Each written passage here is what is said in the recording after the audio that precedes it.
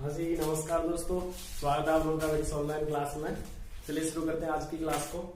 और आज जो हमारी क्लास रहेगी वो मारवाड़ रियासत में ही जो अगले शासक हैं राव गंगा के बाद, उनके बारे में रहेगी।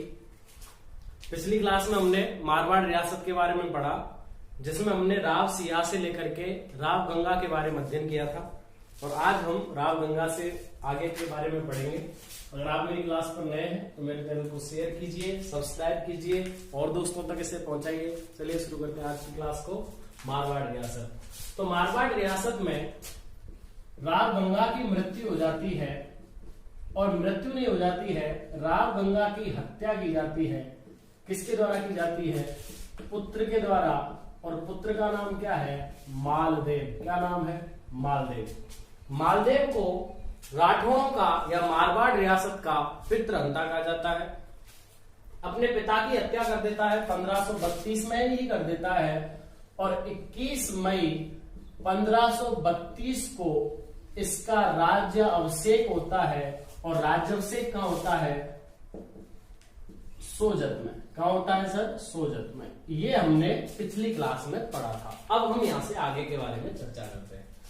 मालदेव शासक बनता है 1532 में। और कब तक शासन करता है? 1562 ईस्वी तक। कब तक शासन करता है सर? 1562 ईस्वी तक मालदेव शासन करता है। मालदेव के बारे में क्या कहा जाता है? फारसी इतिहासकार जो फारसी इतिहासकार हैं, जिन्होंने मालदेव की चर्चा की है, इन्होंने इसको हसमत वाला शासक कहा है। क्या कहा इसको? हसमत वाला शासक कहा है। किसको कहा है? राव मालदेव को कहा है।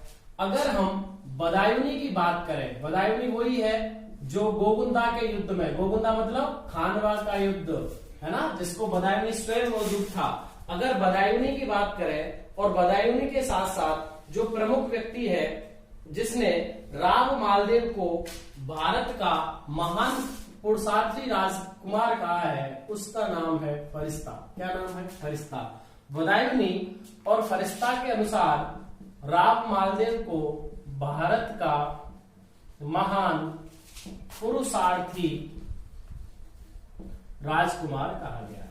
तो ये इसको दी गई संज्ञाएं हैं। किसको? राव मालदेव को। राव मालदेव ने मेड़ता दुर्ग का निर्माण करवाया था, जिसको हम मालकोट के नाम से जानते हैं। किसके नाम से जानते हैं? मालकोट।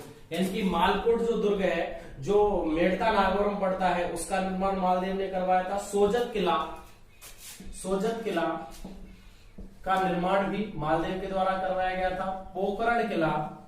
पोखरण किले का निर्माण भी मालदेव के द्वारा, ये जैसलमेर में है, सोजत किला पाली में है, ठीक है ना। और शेरगढ़ किला जो धौलपुर वाला, याद रखना, धौलपुर वाला जो शेरगढ़ किला है, इसका निर्माण, ये चारों किले का निर्माण किसके द्वारा करवाया गया था? राव मालदेव के द्वारा करवाया गया था। राव मालदेव की एक रानी थी, जिसको हम इतिहास में रूठी रानी के नाम से जानते हैं, जिनका नाम था उन्मादे। क्या नाम था? उन्मादे। नाम भी उन्मादे था, उन्मादी थी। रूठी रानी के नाम से जाना जाता है। किसकी पुत्री थी? लूणकरण की। और लूणकरण कहाँ के थे? जैसलमेर के। कहाँ के थे? जैसलमेर के। यह है जैसलमेर के भाटी वंश के लूणकरण की पुत्री थी राव उन्मादे, जो किनकी पत्नी बनी? मालदेव की। इनको इतिहास में रूठी रानी के नाम से जाना जाता है। क्यों जाना जाता है? इसके बारे में दो कहावत चलती हैं। एक कहावत तो यह है कि लूणकरण ने अपनी पुत्री की शादी तो करवाती थी मालदेव से, लेकिन लूणकरण जो है वह मालदेव को मारना चाहता था। जब यह बात मालदेव को पता चल जाती है, तो मालदेव इसके साथ साथ इसकी पुत्री से भी नफरत करने लग जाता है और उन्मादे को त्याग कर देता है, उन्मादे को छोड़ देता है। जिसके कारण उन्मादे मालदेव से रूठ जाती हैं और जिंदगी भर के लिए रूठी रहती हैं। और कौन से दुर्ग में रहती हैं? तारागढ़ दुर्ग में। और तारागढ़ दुर्ग कहाँ है? अजमेर में। अगर पूछा जाए कि रूठी रानी उन्मादे ने अपना पूरा समय कहाँ व्यतीत किया, तो तारागढ़ दुर्ग में व्यतीत किया। और तारागढ़ दुर्ग कहाँ है? अजमेर में है। तो रूठी रानी उन्मादे कहाँ रहती है अंतिम काल तक? रात तारागढ़ दुर्ग अजमेर में रहती है। एक कहावत ये भी चलती है कि जब इनकी शादी होती है तो उस समय जो रूठी रानी है मतलब उन्मादे जो है वो अपने कक्ष में रहती हैं और राजा को बुलाया जाता है। राजा को जो रानी जो दासी बुलाने जाती है, राजा उसके साथ ही पूरी रात बिता देता है। जब ये बात उन्मादे को पता चलती है कि मतलब जाना था इसको कहाँ पे, उन्मादा के पास मालदेव को, लेकिन मालदेव उन्मादे के पास नहीं जाता, उस दासी के साथ ही पूरी रात बिता देता है। तो उन्मादे रूठ जाती हैं और तारागढ़ दुर्ग में चली जाती है। ऐसी दो कहावत इनके बारे में पढ़ते हैं। किसके बारे में? रूठी रानी उन्मादे के बारे में। आपको एक नोट बता देता हूं, रूठी रानी के महल, रूठी रानी से अगर बात आ जाए, रूठी रानी के जो महल है वो उदयपुर में है। रूठी रानी के जो महल है वो कहाँ है? उदयपुर में है। अगर नोट में दूसरी बात करें तो रूठी रानी नामक जो पुस्तक है, रूठी रानी जो पुस्तक है वो केसरी सिंह बारठ के द्वारा लिखी गई है। किसके द्वारा लिखी गई है? केसरी सिंह बारठ। पढ़ेंगे हम प्रमुख क्रांतिकारियों के बारे में, प्रमुख लेखकों के बारे में, तब हम केसरी सिंह बारठ का अध्ययन भी करेंगे। तो केसरी सिंह बारठ के द्वारा रूठी रानी पुस्तक लिखी गई है। रूठी रानी के महल उदयपुर में है। रूठी रानी किसको कहा जाता था? उन्मादे को। और उन्होंने अपना अंतिम समय, पूरा समय कहाँ बिताया था? तारागढ़ दुर्ग में। और तारागढ़ दुर्ग कहाँ है? अजमेर में है। तारागढ़ दुर्ग कहाँ है? अजमेर में है। देखिए अब बात करते हैं इसके समय जो युद्ध हुए हैं उनके बारे में। मालदेव पितृहंता था। कौन था? पितृहंता था। 1540 में एक युद्ध होता है जिसे हम बिलग्राम या कन्नौज का युद्ध कहते हैं। बिलग्राम व कन्नौज का युद्ध कहते हैं। इसको मैं आपको अलग से बता रहा हूं एज ए नोट। इसमें युद्ध होता है हुमायूं जो बाबर का पुत्र था वर्सेस शेरशाह सूरी के बीच में। और इसमें शेरशाह सूरी जो अफगानी है वो जीत जाता है और हुमायूं भाग जाता है यहां से। वो पता है लास्ट में कब जीतेगा, वो हम जब हम मुगल वंश पढ़ेंगे भारतीय इतिहास में तब हम चर्चा करेंगे। अभी हम इस पर चर्चा करें तो हमें इस पर ध्यान देना है कि 1540 में बिलग्राम व कन्नौज के युद्ध में शेरशाह सूरी जीत जाता है और हुमायूं भाग जाता है। तो पूरे भारतवर्ष पर जो सल्तनत काल, जो मुगल काल है, उस पर अधिकार अफगान वंश का हो जाता है। किसका? सूरी वंश का। सूरी वंश का कौन है? शेरशाह।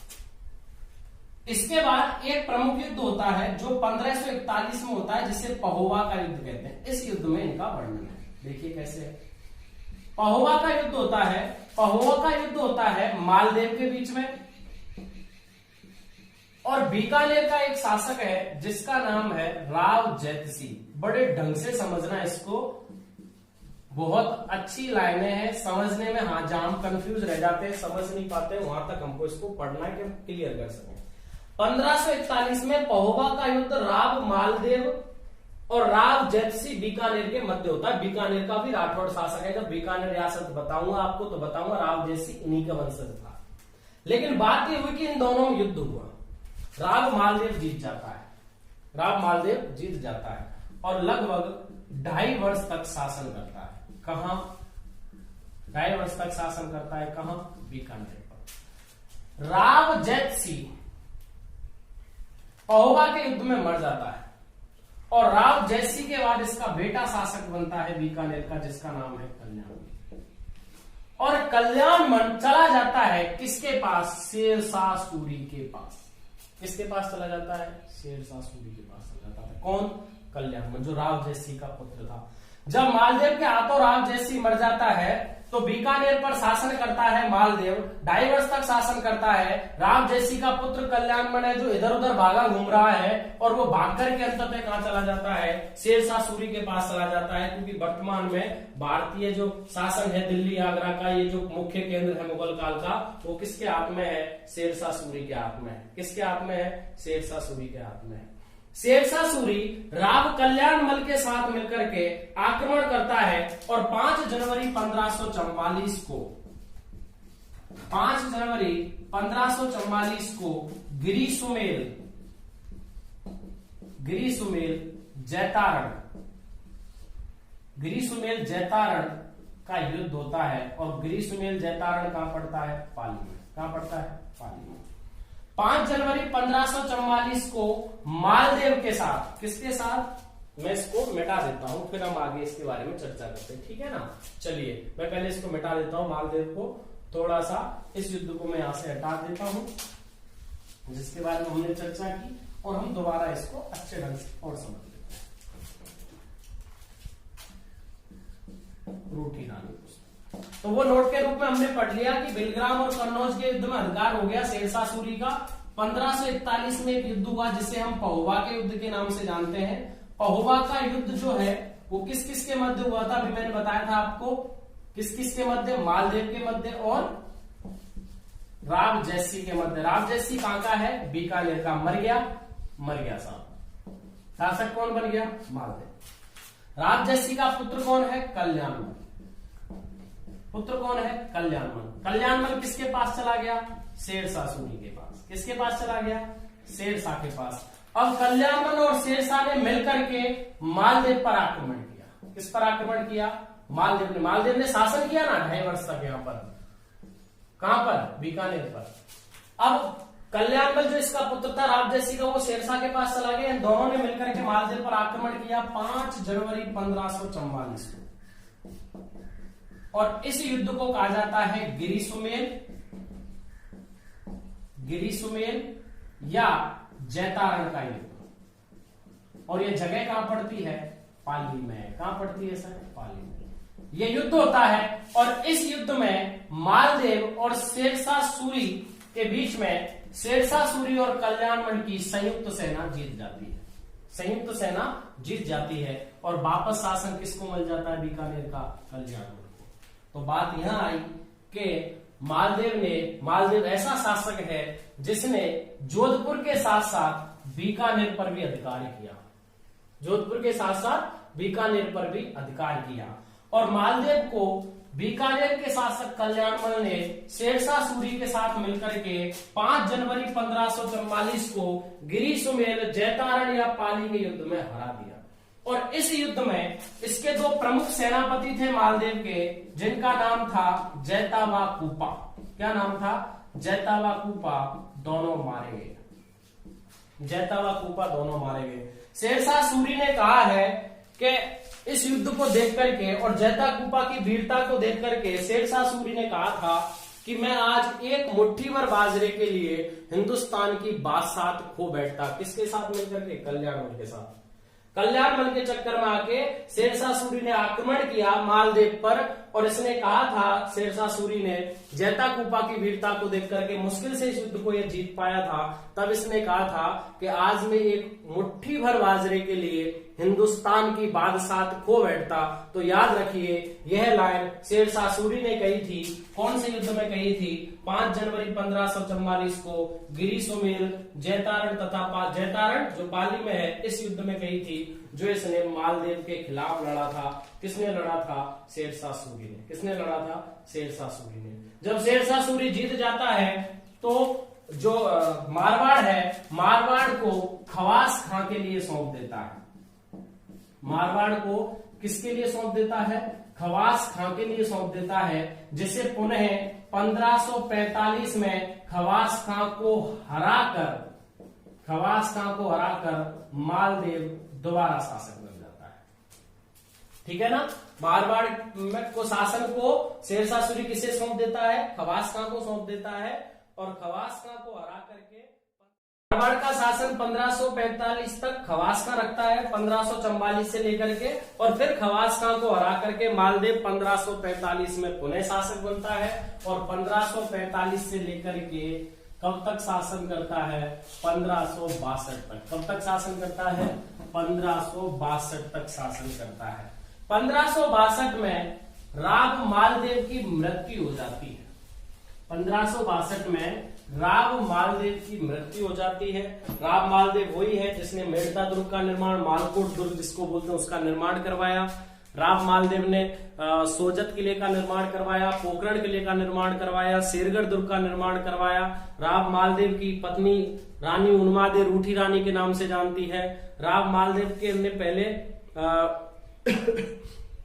जो 1541 के युद्ध में, पहोबा के युद्ध में राव जैसी को हराया था, बीकानेर को उसको मार दिया था और फिर वहां पर डाइवर शासन किया था। राव जैसी के पुत्र कल्याणमल ने शेरशाह सूरी के साथ मिलकर के उन्हें आक्रमण किया था। किस पर, राव मालदेव पर आक्रमण किया था। कौन सा युद्ध हुआ, 5 जनवरी 1544 को गिरिसुमेल, जैतारण, पाली का युद्ध हुआ, जिसमें विजय हुआ शेरशाह सूरी।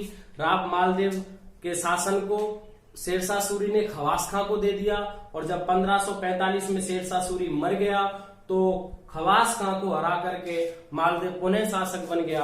और मालदेव का शासन कब तक रहा? 1562 ईस्वी तक रहा।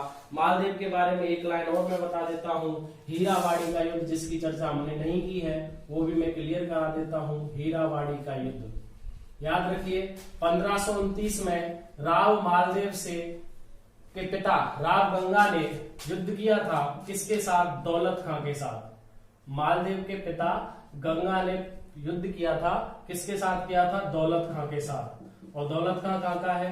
नागौर का। जब दौलत खां एक बार हार जाता है 1529 में सेवकी के युद्ध में, तो पुनः आक्रमण करता है राव गंगा के बेटे मालदेव पर, और इसमें भी ये बंदा हार जाता है। और कौन जीत जाता है? मालदेव। कौन जीत जाता है? मालदेव। तो मुझे नहीं लगता अब मालदेव के बारे में कोई युद्ध या कोई लाइन रह गई। क्लियर है? चलिए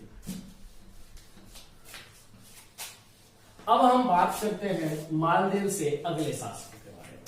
मालदेव के साथ 3 पुत्र हैं। कितने पुत्र हैं? 3। मालदेव के 3 पुत्र हैं। राम, दूसरे का नाम है उदय सिंह, और तीसरे का नाम है चंद्रसेन। बड़े ढंग से समझना, 3 पुत्र हैं। राम चला गया केलवा, और केलवा कहां पड़ता है? उदयपुर में।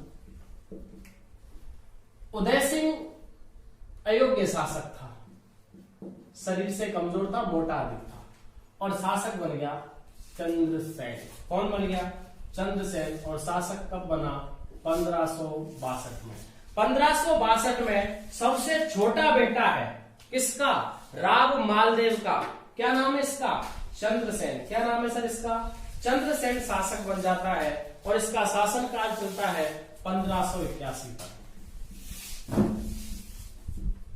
1581 ईस्वी तक चंद्रसेन का शासन चलता है। चंद्रसेन का राज्याभिषेक होता है 31 दिसंबर 1562 को। 31 दिसंबर 1562 को राज्याभिषेक होता है किसका? चंद्रसेन का। और शासक कौन बन गया? चंद्रसेन। उधर हम बात करते हैं दिल्ली सल्तनत के बारे में, गुलाम वंश के बारे में। तो गुलाम वंश के बाद जो मुगल वंश था, सॉरी, उसके बारे में चर्चा करते हैं। हुमायूं शेरशाह सूरी हरा देता है, हुमायूं भाग जाता है। ईरानी शासक की मदद से हुमायूं वापस शासक बन जाता है। हुमायूं मर जाता है, और हुमायूं के बाद शासक बन जाता है अकबर। कौन बन जाता है? अकबर। और अब हम पढ़ेंगे अकबर। अकबर आ जाता है मुगल रियासत। अब मुगल रियासत का अकबर 1564 में हुसैन कुली खां को भेजता है। हुसैन कुली खां को भेजता है। जब हुसैन कुली खां को भेजता है तो चंद्रसेन भाग जाते हैं। भाग जाते मतलब वहां से चले जाते हैं, और चले जाते हैं भाद्राजूड़ नामक जगह। और भाद्राजूड़ जगह कहां पड़ती है? कहां पड़ती है? पाली। चंद्रसेन चले गए। कहां गए भैया? भाद्राजूड़, पाली में चले गए। क्यों? क्योंकि 1564 में अकबर ने भेजा। ये किसका सेनापति है? अकबर का सेनापति। तो हुसैन कुली खां को भेजा 1564 में, जिससे डर करके चंद्रसेन कहां चले गए? भाद्राजूड़। भाद्राजूड़ तट पड़ता है पाली में। अच्छा, भेजा क्यों? कि जब सबसे छोटा पुत्र शासक बन जाता है तो राम और उदय सिंह दोनों मिल जाते हैं अकबर से। दोनों किससे मिल जाते हैं? अकबर से। और यही है कि इन दोनों के कहने पर ही अकबर ने हुसैन कुली खां को भेजा था चंद्रसेन को पकड़ने के लिए। और चंद्रसेन भाद्राजूड़ चले जाते हैं। और भाद्राजूड़ कहां पड़ता है? पाली में पड़ता है। कहां पड़ता है? पाली। अकबर 1570 में एक दरबार लगवाता है जिसको नागौर दरबार कहते हैं। यानी कि मारवाड़ का शासन किसी के हाथ में नहीं है। किसके हाथ में है? इन भाई साहब के, हुसैन कुली खां के। 1564 के बाद 2 साल शासन किया है बस इसने केवल। 1570 में जब नागौर दरबार लगता है तो राम और उदय सिंह एवं राम दोनों अधीनता स्वीकार कर लेते हैं अकबर की। अधीनता स्वीकार कर लेते हैं। उदय सिंह एवं राम दोनों अधीनता स्वीकार कर लेते हैं किसकी? अकबर की। जब अकबर की अधीनता स्वीकार कर लेते हैं कौन कौन, राम और उदय सिंह, तो उस समय 1570 में उन्हें भेजता है चंद्रसेन को पकड़ने के लिए। हुसैन कुली खां को ही भेजता है, लेकिन फिर भी वह उसको भाद्राजूर पाली में भी नहीं पकड़ पाता है, भाद्राजूर पाली में भी नहीं पकड़ पाता है।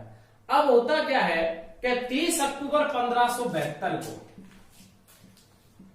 30 अक्टूबर 1572 को मारवाड़ का शासन राय सिंह को दे दिया जाता है। और राय सिंह कहां का, बीकानेर का। राय सिंह कहां का, बीकानेर का। देखिए कितनी महत्वपूर्ण बात यहां पे आई है। अभी हमने मालदेव पढ़ा था, मालदेव ऐसा शासक था जिसने मारवाड़ के साथ साथ बीकानेर पर शासन किया, क्योंकि बीकानेर को हराया था, 2.5 वर्ष तक शासन किया था इसने। राव जैसी का पुत्र कल्याणमल और कल्याणमल का पुत्र था राय सिंह बीकानेर का। 1564 से लेकर के 1572 तक तो हुसैन को लिखा रहता है, क्योंकि चंद्रसेन भाग के भाद्राजूर पाली चले गए। और 30 अक्टूबर 1572 को अकबर शासन दे देता है किसको, राय सिंह को। राय सिंह कहां का, बीकानेर का।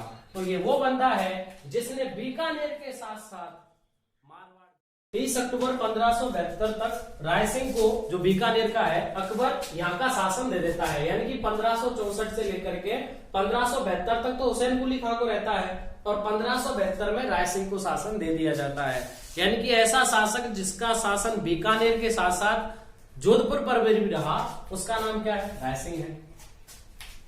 11 जनवरी 1581 को 11 जनवरी 1581 को सरनवा एक जगह पड़ती है जिसको सिचियाय के नाम से भी जाना जाता है। सिचियाय के नाम से भी जाना जाता है, पाली में है। वहां मृत्यु हो जाती है किसकी, राव चंद्रसेन की।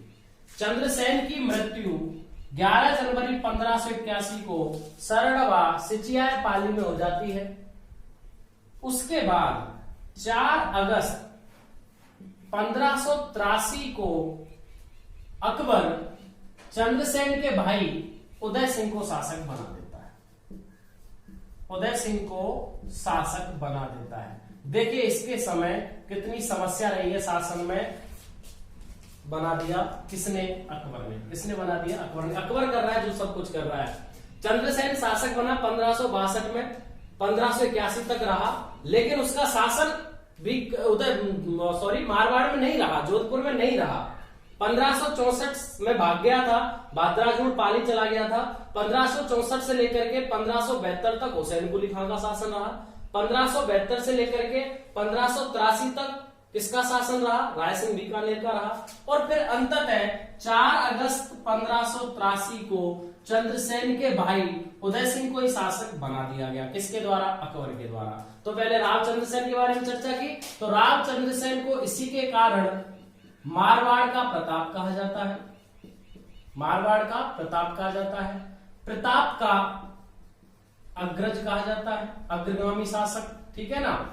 मारवाड़ का भूला बिसरा राजा कहा जाता है, इसी के कारण कहा जाता है। हमने पूरा चर्चा कर लिया है क्यों कहा जाता है। भूला बिसरा शासक या नायक कहा जाता है। भूला बिसरा नायक इनको कहा जाता है, विस्मृत नायक भी इनको कहा जाता है। किसको कहते हैं, राव चंद्रसेन को। राव चंद्रसेन को मारवाड़ का प्रताप कहा जाता है, प्रताप का अग्रज कहा जाता है, मारवाड़ का भूला बिसरा नायक कहा जाता है, विस्मृत नायक कहा जाता है। 11 जनवरी 1581 को सरनवा पाली में मृत्यु हो जाती है, और इसके 2 वर्ष बाद 4 अगस्त 1583 को उदय सिंह को शासक बना दिया जाता है। और कौन शासन करता है, उदय सिंह शासन करता है। और कब तक शासन करता है, तो 1583 से लेकर के 95 ईस्वी 1595 ईस्वी तक शासन करता है। कौन करता है, उदय सिंह। क्लियर है, आई बात समझ में। अब हम पढ़ेंगे उदय सिंह के बारे में। किसके बारे में चर्चा करेंगे, उदय सिंह। अगर आपका कोई क्वेश्चन है तो आप उसे कमेंट में लिख करके मुझे पूछ सकते हैं। हर तरीके से मैं आपके उस क्वेश्चन का निवारण करूंगा, ढंग से क्लियर कराऊंगा। कोई भी समस्या है, मेरा व्हाट्सएप नंबर दिया हुआ है, उस पर आप मुझे मैसेज सेंड कर सकते हैं। कोई भी समस्या का निवारण आपकी का जरूर होगा। तो उसके बाद शासक कौन बनता है, उदय सिंह। याद रखना, कुछ भी हो 1564 में ही चला जाता है चंद्रसेन, और 1564 से लेकर के 1583 तक, जब तक उदय सिंह शासक बनता है, बीक का जो मारवाड़ का शासन है, जो जोधपुर का शासन है, वो पहले हुसैन कुली खां के नेतृत्व में रहता है और फिर राय सिंह के नेतृत्व में रहता है। उदय सिंह शासक बना 1583 में, और कब तक शासन रहा? 1595 ईस्वी तक, 95 ईस्वी तक यह शासन रहता है। उदय सिंह वो है जिसने अपनी पुत्री भानुमति, जिसको हम मानमती भी कहते हैं, भानुमति भी कहते हैं, जगत गोसाई भी कहते हैं। क्या कहते हैं? जगत गोसाई भी कहते हैं।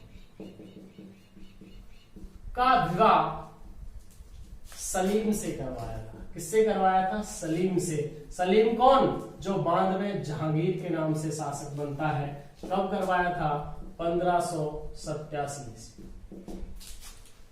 1587 ईस्वी में उदय सिंह ने अपनी पुत्री भानुमती मानमती जगत गोसाई का विवाह सलीम जहांगीर से करवा दिया था। 1587 ईस्वी में करवा दिया था, और इसको मोटा राजा की उपाधि दी गई थी।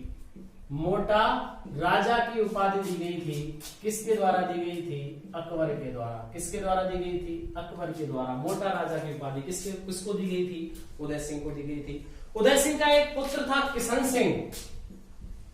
उदय सिंह का एक पुत्र था किशन सिंह, जिसने किशनगढ़ की स्थापना की 1609 में। किशनगढ़ की स्थापना इसकी मृत्यु के बाद की थी, लेकिन हम पढ़ लेते हैं यहाँ पर ही। वो किसका पुत्र था? किशनगढ़ की स्थापना की थी किशन सिंह ने की थी, 1609 ईस्वी में की थी। किसका पुत्र था? उदय सिंह का पुत्र था। किसका पुत्र था? उदय सिंह का पुत्र था। मोटा राजा की उपाधि किसके द्वारा दी गई थी? अकबर के द्वारा इसको दी गई थी, और 11 जुलाई 1595 को इसकी मृत्यु हो जाती है। 11 जुलाई 1595 को इसकी मृत्यु हो जाती है। कहां? लाहौर में मृत्यु किसकी? उदय सिंह की। मोटा राजा उदय सिंह की उपाधि अकबर ने दी, और मोटा राजा की मृत्यु 11 जुलाई 1595 ईस्वी को लाहौर में हो जाती है। और इसके बाद जो शासक बनते हैं उनका नाम है सूर सिंह। क्या नाम है? सूर सिंह। सूर सिंह जो शासक बनते हैं वो 1595 से लेकर के 1619 तक रहते हैं। 1595 से लेकर के 1619 ईस्वी तक रहते हैं। इनका भाई था किशन सिंह। इनका कौन था? भाई किशन सिंह, जिसने 1609 में किशनगढ़ की स्थापना की। उदय सिंह का पुत्र था किशन सिंह। सूर सिंह को सवाई राजा की उपाधि दी गई थी अकबर के द्वारा। किसके द्वारा दी गई थी? अकबर के द्वारा। ठीक है ना? सूर सिंह को सवाई राजा की उपाधि अकबर के द्वारा दी गई थी। कब दी थी? 1604 ईस्वी में। कब दी थी? 1604 ईस्वी में अकबर ने इनको उपाधि थी। आपको पता है 1605 में अकबर की मृत्यु होती है, लेकिन 1604 ईस्वी में सवाई राजा की उपाधि सूर सिंह को देकर के जाता है। कौन देकर के जाता है? अकबर। इनकी मृत्यु दक्षिण अभियान में हो जाती है। दक्षिण अभियान में मृत्यु हो जाती है। कब हो जाती है? 7 सितंबर 1619 ईस्वी। 7 सितंबर 1619 ईस्वी को दक्षिण अभियान में मृत्यु हो जाती है सूर सिंह की, और सूर सिंह के बाद जो शासक बनते हैं उनका नाम है गज सिंह। सूर सिंह के बाद जो शासक बनते हैं उनका नाम है गज सिंह, जो 1619 से लेकर के 1638 ईस्वी तक शासन करते हैं। गज सिंह को दल थम्मन की उपाधि दी जाती है जहांगीर के द्वारा।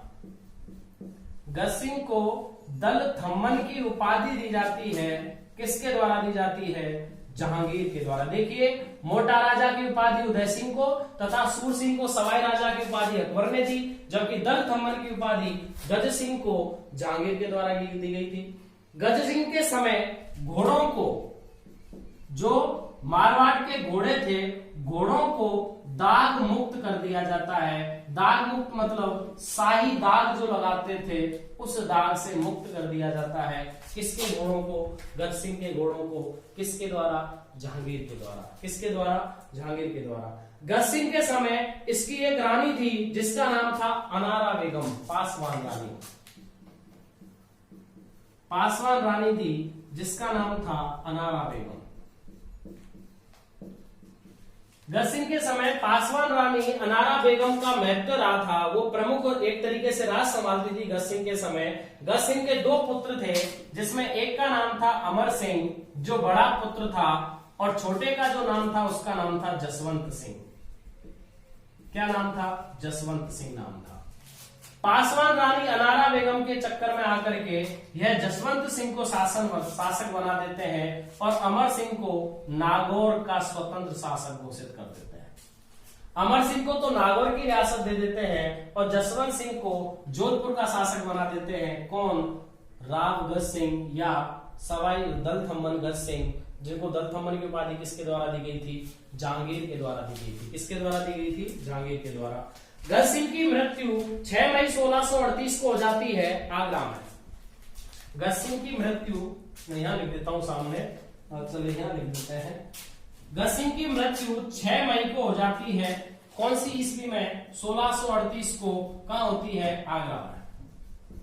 ये तीनों बाहर मरे हैं। उदय सिंह मरे हैं लाहौर में, सूर सिंह मरे हैं दक्षिण अभियान में, गज सिंह मरे हैं आगरा में। 6 मई 1638 को इनकी मृत्यु आगरा में हो जाती है और इनके बाद 1638 में शासन कौन बनता है? जसवंत सिंह। कौन बनता है? जसवंत सिंह। और हम किसके बारे में चर्चा करेंगे? जसवंत सिंह के बारे में। किसके बारे में चर्चा करेंगे? जसवंत सिंह के बारे में। चलिए आज की क्लास में हम एक शासक के बारे में और अध्ययन कर लेते हैं जिनका नाम है जसवंत सिंह।